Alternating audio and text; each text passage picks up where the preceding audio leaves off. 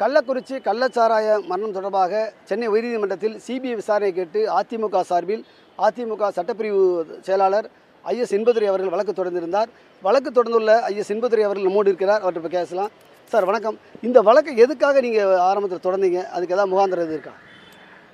கள்ளச்சாராய சாவுகள் தொடர்பாக, அது ஆக்சுவலி கள்ளச்சாராயம் இல்லை, விஷசாராய மரணங்கள் அங்கு நடந்ததும் எங்களுடைய பொதுச் செயலாளர் அண்ணன் எடப்பாடியார் உடனடியாக அந்த கள்ளக்குறிச்சிக்கு விரைந்து சென்றார். அவர் செல்லுகிற வேளையிலே என்னோட தொலைபேசியில் தொடர்பு கொண்டு உடனடியாக இதற்கு நிவாரணம் தேடி நீதிமன்றத்தை நாடுங்கள் என்று அதிமுக சார்பில் ஒரு வழக்கை தொடுக்க வேண்டும் என்று ஒரு உத்தரவை பிறப்பித்தார். எனவே நானும் முன்னாள் பார் கவுன்சில் சேர்மன் செல்வம் அவர்களும் நீதியரசர் மாண்புமிகு டி கிருஷ்ணகுமார் மற்றும் நீதியரசர் பிபி பாலாஜி அவர்களுடைய அமர்வில் காலையில் முதல் வழக்காக அதை எடுத்துக்கொள்ள வேண்டும் என்று முறையிட்டோம். அதை மறுநாள் எடுத்துக்கொள்வதாக சொன்னார். அதனால் அதிமுக தான் இந்த வழக்கை முதலில் தொடுத்தது. அதிமுக இந்த வழக்கில் சிபிஐ விசாரணை தேவை என்று தான் இந்த வழக்கை தொடுத்தோம். மற்றவங்கெல்லாம் வேறு கேட்டாங்க.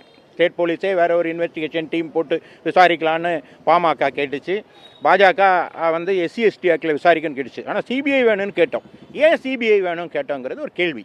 இப்போ பார்த்தீங்கன்னா சிபிஐ விசாரணை கேட்டீங்க. இன்றைக்கி சிபிஐ விசாரணை வழங்கப்பட்டிருக்கு. நீதிபதி தீர்ப்பு என்ன மாதிரி இது சாராம்சம்லாம் குறிப்பிட்டிருக்காரு?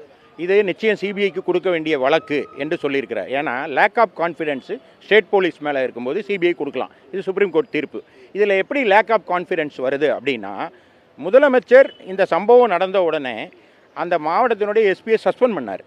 அந்த மாவட்ட ஆட்சித்தலைவரை டிரான்ஸ்ஃபர் பண்ணார். ஒரு 10க்கும் மேற்பட்ட அதிகாரிகளை சஸ்பெண்ட் பண்ணாங்க.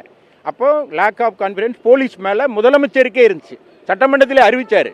அப்படிப்பட்ட முதலமைச்சர் அந்த எஸ்பியை ஒரு 2 மாதத்திற்குள்ளே, ஒரு 20 நாளுக்குள்ளே மீண்டும் பணி அமர்த்தி வேறு மாவட்டத்தில் அமர்த்துறார். அப்போது அவர் போலீஸை பாதுகாக்கிறார். அப்போ லேக் ஆஃப் கான்ஃபிடென்ஸ் போலீஸ் தான் தவறு செஞ்சுருக்கு இந்த வழக்கில். அப்போ அதை சிபிசிஐடிக்கு கொடுக்குறோங்கிறாங்க. சிபிசிஐடிங்கிறது வேற இல்லை, தமிழ்நாடு போலீஸ் வேற இல்லை. ரெண்டுக்கும் ஒரே முதலமைச்சருக்கு கீழே இருக்கிறதான். அந்த முதலமைச்சர் அந்த எஸ்பியை காப்பாற்றுறாரு. அப்போ லேக் ஆஃப் கான்ஃபிடென்ஸ் போலீஸ் மேலே இருக்குது. அதனால் இதை மாற்றுங்கன்னு. இன்னொன்று, முதலமைச்சர் சட்டமன்றத்தில் பேசும்போது சொன்னார், கள்ளக்குறிச்சி விஷயம் இப்போ 70 பேர் மரணம் அடைந்திருக்கிறாங்க. இதே மாதிரி 2023 ஒரு சம்பவம் மதுராந்தகத்தில் நடந்து, திண்டிவனத்தில் மதுராந்தகம் மற்றும் திண்டிவனத்தில் மரக்காணத்தில் நடந்துச்சு. அப்போ 23 பேர் செத்து போனாங்க. அதையும் இதே சிபிசிஐடி தான் விசாரிச்சுக்கிட்டு இருந்தாங்க. அப்போ அந்த வழக்கை ஹேண்டில் பண்ணும்போது அந்த வழக்கு தொடர்பாக முதலமைச்சர் சட்டமன்றத்தில் பேசும்போது சொன்னார், அது பாண்டிச்சேரியிலேருந்து வந்த சரக்கு மெத்தனால், இது ஆந்திராவிலேருந்து வந்த சரக்குனார். அப்போ 2 மாநிலங்களிலிருந்து மெத்தனால் தமிழ்நாட்டுக்குள்ளே வருதுங்கிறத முதலமைச்சரே ஒத்துக்கொள்கிறார். அப்போ முதலமைச்சர் என்ன கவர்னன்ஸ் பண்ணுறாரு? அவரால் அதை தடுக்க முடியலையே. 23 வந்தது எதேச்சியாக வந்துருச்சுன்னு சொல்லலாம். மெத்தனால் 24 மெத்தனால் வருதே. அப்போ முதலமைச்சருடைய கையில் இருக்க போலீஸால் அதை கண்ட்ரோல் பண்ண முடியல. எனவே இது லேக் ஆஃப் கான்ஃபிடென்ஸு. அது மட்டும் இல்லாமல் பக்கத்து மாநிலங்களிலே இது இருந்து அந்த மெத்தனால் வர்றதுனால அதை விசாரிக்கிறது சிபிஐட்ட கொடுத்ததான் முறையாக இருக்குங்கிறது தான் எங்களுடைய வாதம். எங்களுக்காக வாதாடியவர் ராகவாச்சார் மூத்த வழக்கறிஞர் இதை தான் வலியுறுத்தி வாதாடினார். எனவே இப்போ சிபிஐக்கு கொடுத்துருக்காங்க. சரி, அதாவது அதிகாரிகள் மீது நடவடிக்கை எடுக்க சொல்லி நீதிபதி உத்தரவிட்டிருக்காங்களா? தீர்ப்பில் வேறு என்ன சொல்லியிருக்காங்க? இல்லை, இந்த வழக்கில் கண்ணுக்குட்டின்னு ஒருத்தர் அரெஸ்ட் பண்ணியிருக்காங்க. ஆனால் எரும மாட்டெல்லாம் விட்டுட்டாங்கன்னு நான் முதல் நாள் சொன்னேன். இப்போ எரும மாடு மேலேயும் நடவடிக்கை எடுக்க சொல்லியிருக்காங்க. நான் சொல்கிறது வேடிக்கைக்காக சொல்கிறேன், நீங்கள் நினைக்காதீங்க. வேதனையில் தான் இதை சொல்கிறேன். ஏன்னு கேட்டால், இந்த 70 பேருடைய மரணங்க, 70 குடும்பங்கள் இன்றைக்கி நடுத்தருவுக்கு வந்திருக்கு. அதுக்கு யார் காரணமாக இருந்தாலும் இதே கண்ணுக்குட்டி மேலே 25க்கு மேற்பட்ட வழக்குகள் இருக்குன்னு நீதிமன்றத்தில் லோக்கல் போலீஸ் ரிப்போர்ட் ஃபைல் பண்ணுறாங்க. அட்வொகேட் ஜெனரல் சொல்கிறாரு. அப்போ அந்த கண்ணுக்குட்டி மேலே இதுவரை ஏன் நடவடிக்கை எடுக்காமல் இருந்தீங்கன்னு நீதிமன்றம் கேட்டுச்சு. அது மட்டும் இல்லாமல் இது எங்கே நடந்தது? ஏதோ கண்மண் தெரியாத ஆள் நடமாட்டம் இல்லாத மலைப்பகுதிகளில் நடைபெற்றதாக ஒரு சித்திரத்தை வரைஞ்சி காமிச்சுது அரசாங்கம். அப்படி இல்லை. எஸ்பி ஆஃபீஸுக்கு பின்பக்கம் பக்கத்திலே கோர்ட் இருக்குது. அந்த ஆள் நடமாட்டம் உள்ள ஒரு பகுதியில் தான், நகரத்தின் மைய பகுதியில் தான் இந்த சம்பவம் நடந்துச்சு. இப்போ நம்ம ஊரில் சுடுகாடு இருக்கிறத பார்த்துருப்போம். ஒரு ஊரே சுடுகாடு இருந்தது இந்த வழக்கில் தான். எனவே தான் சிபிஐ கொடுத்துருக்காங்க. தீர்ப்பில் வேற என்ன முக்கியமான அம்சங்கள் சாராம்சம் என்ன குறிப்பிடப்பட்டிருக்கு? இல்லை, தீர்ப்பில் என்ன சொல்லியிருக்காங்கன்னா, அரசு கண்ணை மூடிட்டு குருடாக இருக்கக்கூடாதுன்னு சொல்கிறாங்க. இப்படி ஒரு தீர்ப்பு வந்தால் இந்த முதலமைச்சர் என்ன பண்ணணும்? உடனே அரசாங்கத்தை விட்டு அதாவது குட் கவர்னன்ஸ் இல்லை, போலீஸ் ஸ்டேட்டாக மாறிடுச்சு. போலீஸை பாதுகாக்கிறதுக்கு முதலமைச்சர் இருக்கார். அதாவது நான் போலீஸை பாதுகாக்கணும். ஒரு முதலமைச்சர் தவறு செய்தவர்களை தண்டிக்கணும். அதுதான் ஒரு அரசனுக்கு அழகு. ஆனால் தவறு செய்த அதிகாரியை காப்பாற்றுவதற்கு முயற்சி முதலமைச்சரே எடுத்தாருங்கிறனால தான் இவர் நடத்துறது சரியான அரசாங்கம் இல்லைன்னு தான் சிபிஐ கொடுத்துருக்காங்க. அதனால் இது அதிகாரிகள் மீது தவறு இழைத்தவர்கள் மீது நடவடிக்கை எடுக்கணுங்கிறதுக்காகத்தான் சிபிஐ கொடுத்துட்டு கோர்ட் என்ன சொல்லுதுன்னா, நீங்கள் ஏன் கண்மூடி இருக்கிறீங்க? இப்போ மதுவை ஒழிக்க வேண்டும், மது தீங்கானதுன்னு சொல்லிட்டு அந்த மதுவினால் விளையும் தீமைகளை தடுக்க ஒரு அரசு தவறிச்சுன்னா அது எப்படி நல்ல அரசாங்கம் இருக்குன்னு நீதிபதிகள் கேட்டிருக்காங்க. அடுத்து அதாவது இந்த வழக்கு விசாரணை தொடர்பாக சிபிஐ காலக்கெடு வச்சுருக்காங்களா, இல்லை எந்த மாதிரி விசாரணையை ஹேண்டில் பண்ணணும் அந்த மாதிரி சொல்லப்பட்டிருக்காங்க? நம்ம அறிந்த வகையில் 2 வாரத்துக்குள்ளே எல்லா ரெக்கார்டும் அங்கே கொடுக்கணும்னு சொல்லியிருக்காங்க. அது முறையாக கொடுப்பாங்க அப்படின்னு இருக்கேன். இன்னொன்று, ஏற்கனவே நீங்கள் இவர்கள் மீது நடத்த அந்த அது ஏற்கனவே பதிவு செய்யப்பட்ட எஃப்ஐஆர், எடுக்கப்பட்ட நடவடிக்கைகள், அது சார்பான எல்லா ஆவணங்களையும் ஒப்படைக்கணும்.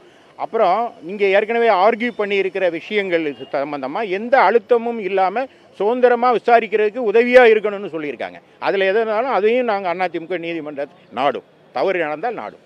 உங்களோட மேலும் சில வழக்கு தொடர்ந்தாங்க, அவங்களுடைய ப்ரேயர், அவங்களுடைய கோரிக்கையெல்லாம் நிறைவேற்றப்பட்டிருக்கா? இல்லை, நான் ஏற்கனவே சொன்ன மாதிரி நான் தான் இதில் பெட்டிஷனர், எதிர்க்கட்சி தலைவர். ஏன்னா அதிமுக தான் பிரதான எதிர்க்கட்சி.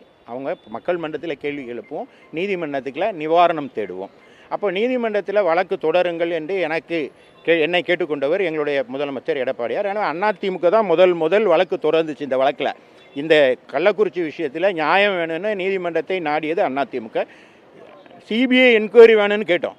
ஆனால் மற்ற அமைப்புகள், உதாரணமாக பாமக பின்பு அந்த வழக்கில் இணைந்து கொண்டது, அவங்க கேட்டது ஸ்டேட் போலீஸை வேறு ஒரு ஸ்பெஷல் இன்வெஸ்டிகேஷன் டீம் போட்டு ஸ்டேட் போலீஸை விசாரிக்கலான்னு சொன்னாங்க. பாஜக ஒரு வழக்கு தொடர்ந்துச்சு. அதில் அவங்க என்ன சொன்னாங்கன்னா, இது SC/ST ஆக்டில் தண்டிக்கணும்னு சொன்னாங்க. அதுக்கெல்லாம் புறந்தள்ளி நீதிமன்றம் சிபிஐ கொடுத்துருக்கு. எனவே இது அதிமுக கிடைத்த வெற்றி. அடுத்தபடியாக பார்த்தீங்கன்னா, அமைச்சர் ரகுபதி சட்ட அமைச்சர் சொல்லும்போது சொல்லியிருக்காரு, மேல்முறையீடு செய்வது குறித்து முதலமைச்சர் முடிவு செய்வார் அப்படின்னு சொல்லியிருக்காரு. ஒருவேளை அரசு தரப்பில் மேல்முறையீடு செய்வதாக இருந்தால் உங்கள் நடவடிக்கை என்னவாக இருக்கும்? இல்லை, மேல்முறையீடு போனாலும் இந்த வழக்கில் அதிமுக போராடும். இதில் இது நியாயம் தானே, 70 பேரோட உயிர் சம்மந்தப்பட்டது. இப்போ நான் கேட்குறேன், எதுக்கு எந்த வழக்காக இருந்தாலும் ஒரு அப்பீல்னு ஒன்று இருக்குது. அவருடைய இப்போ ரகுபதிக்கு இன்றைக்கு தலைவராக அவர் ஏற்றுக்கொண்டிருக்கிற கருணாநிதியே சொல்லியிருக்காரு, நீதி கேட்டு நெடும்பயணம் போகணுன்னு கருணாநிதி தான் சொன்னார்.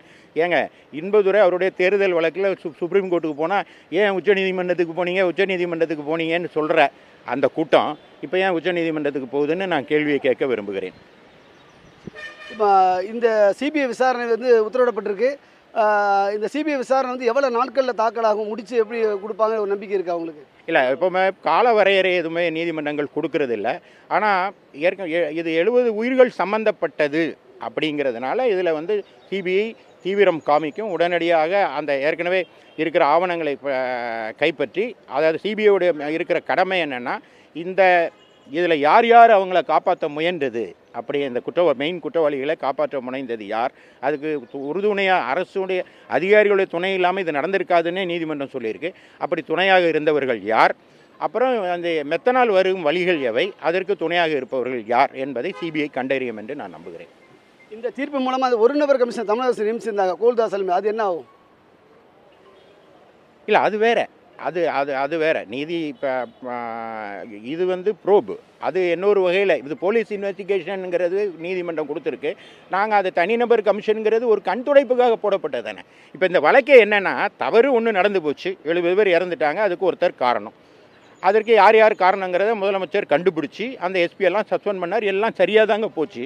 அவங்கள காப்பாற்ற முனைந்தார் அப்படிங்கிறதான் இந்த வழக்கு. அதனால தான், ஆகவே இதில் அல்டிமேட்டாக யார் குற்றவாளின்னா இன்றைய முதலமைச்சர் தான் குற்றவாளி. அது சிபிஐ வழக்கு விசாரணையை பொறுத்தவரை நியாயமான முறையில் சிபிஐ விசாரித்து நீதிமன்றத்தில் அறிக்கை தாக்கல் செய்யும் என்ற நம்பிக்கையோடு அதிமுகவினர் காத்திருக்கிறார்கள். புதிய தலைமுறைக்காக ஒளிப்பதிவாளர் இர்பானுடன் VM சுப்பையா.